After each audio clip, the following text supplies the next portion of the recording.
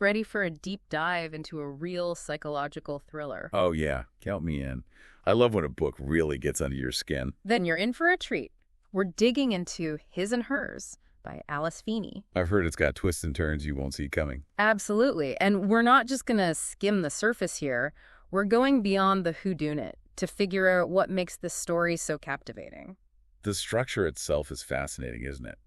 3 different points of view, all woven together. You got him, her, and then these excerpts from another book called Sometimes I Lie. Right. And you're trying to figure out, how do these pieces even fit together? It's like starting 3 different puzzles and then realizing they might be part of one bigger picture. Exactly. It really messes with your expectations. You think you're getting one story, and then Feeney pulls the rug out from under you. And speaking of unsteady ground, let's talk about Anna, our BBC newsreader. I mean, her life is kind of a mess. Yeah, insomnia, relying a little too heavily on that wine. Feels rough.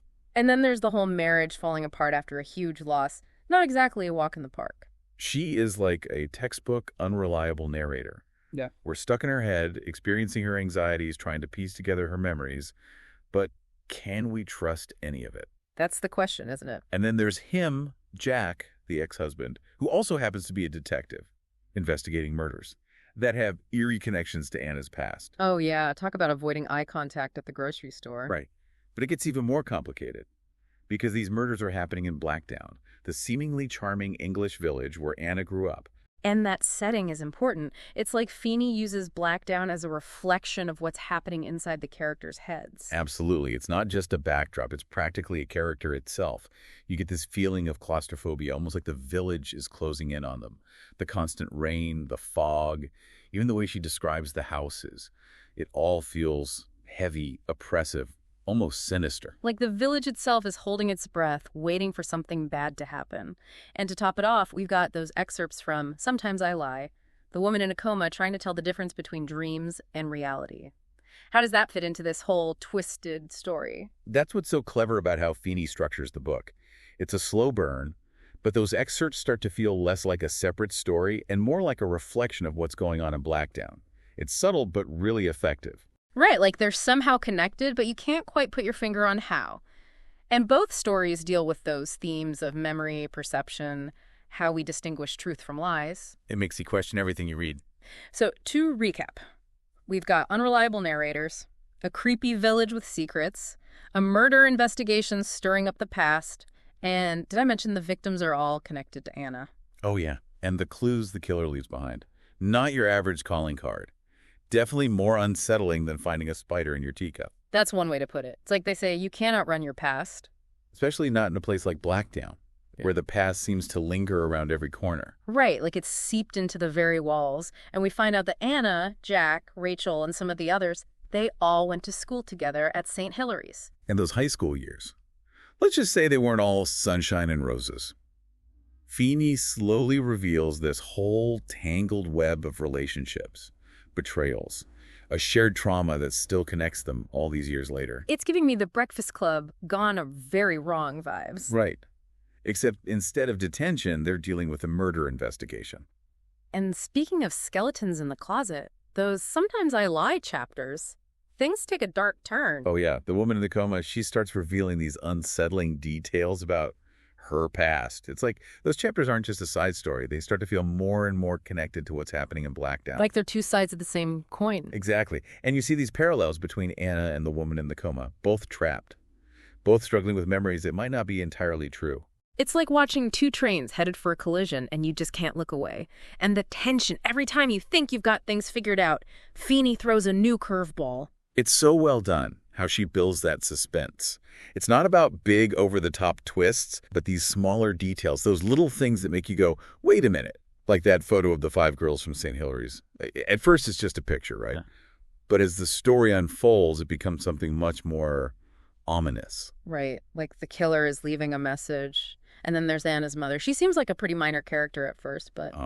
But you know, Feeney, there are no accidents. The mother's dementia. It makes you question how reliable Anna's memories really are. Could something have happened in their past that's impacting the present? Exactly. Like, what if the person you're supposed to trust most isn't who you thought they were. And then those friendship bracelets, they keep appearing like this symbol of broken innocence. It's like each one is a reminder of what happened to those girls and to their friendship. But Feeney doesn't spell it out for you. She makes you work for it. What do you think happened that night at St. Hilary's? Oh, man. I had so many theories. Every time I thought I knew who the killer was, something would happen and I'd change my mind. It's like everyone in Blackdown has a secret. And a motive. That's the brilliance of his and hers. Feeney keeps you guessing until the very end. You start to doubt everyone, even the characters you think you can trust. Makes you wonder who you can really trust, doesn't it? And just when you think the story can't get any twistier, Feeney takes us back to that photo, one of the 5 girls. Oh, you know where this is going.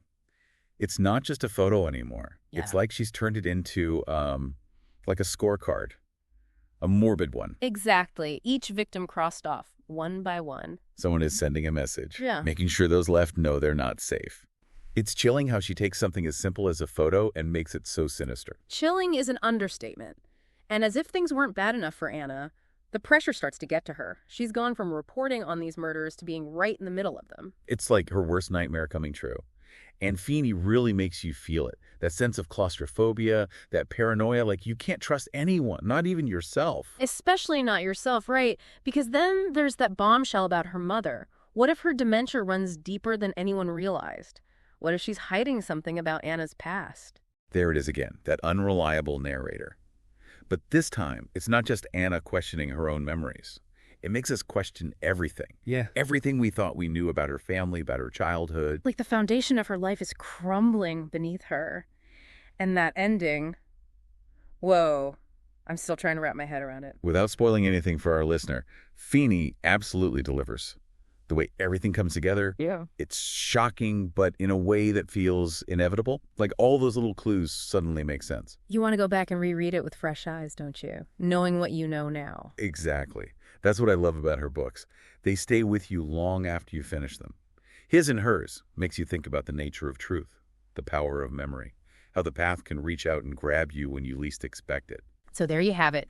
If you're looking for a thriller that will keep you guessing till the very end, His and Hers by Alice Feeney is the one. Just maybe don't read it right before bed. Yeah, and you might want to think twice before you book that trip to a charming little English village.